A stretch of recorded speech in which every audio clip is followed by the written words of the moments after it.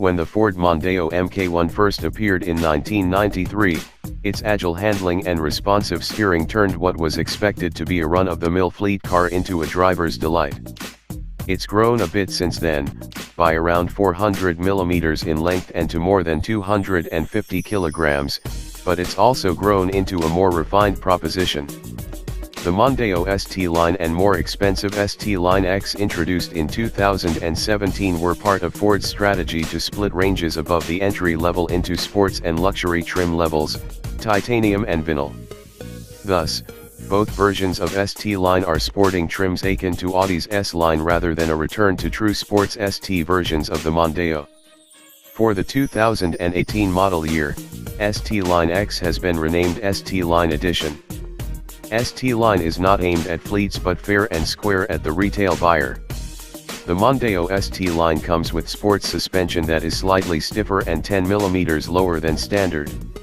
Outside, there's a full-body styling kit and 1/8 in rock metallic alloy wheels. Inside, there are front cloth sport seats with red contrast stitching, alloy pedals, accented red stitching on the steering wheel, center console and door trims, and dark headliner. ST-Line Edition gets titanium equipment such as traffic sign recognition, lane keeping aid and 10-way electrically adjustable driver's seat. Passenger seat remains manual, and adds further enhancements including rear privacy glass, ST-Line branding, colored stitching and sports trim items. It, too, gets the sport suspension but 1/9 in rock metallic alloy wheels. Seats are trimmed in partial leather that is black with red stitching. Powertrains are either 148 bhp or 178 bhp 2.0 Duradirk TDCi diesel, with either 6-speed manual transmission or PowerShift dual-clutch automatic on the more powerful engine. There's also an all-wheel drive option tested here, in conjunction with the 178 bhp diesel and auto box. The car we tested had a few variations from standard spec, the main difference being that it was rolling on 1/9 in ST-Line Edition wheels clad with 235/40 R19 Continental Conti Sport contact tires. The steering has that sharp response to initial steering input that Ford is known for and immediately weights up nicely either side of the straight ahead.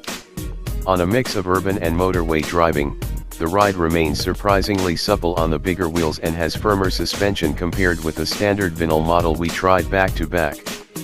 Wind and road noise at the legal limit on the motorway are comfortably low. The 178 bhp diesel in combination with the PowerShift auto box is smooth and slick, if not quite as quiet and refined as the same combination in the vinyl.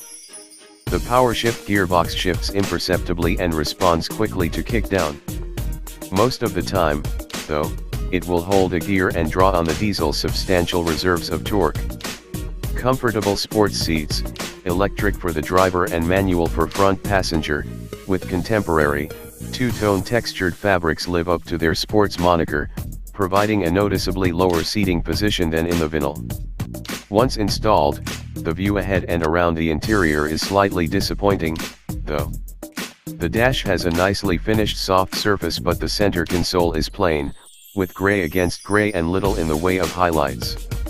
Some satin finish metal trim inserts would add a bit of pizzazz and make a huge difference.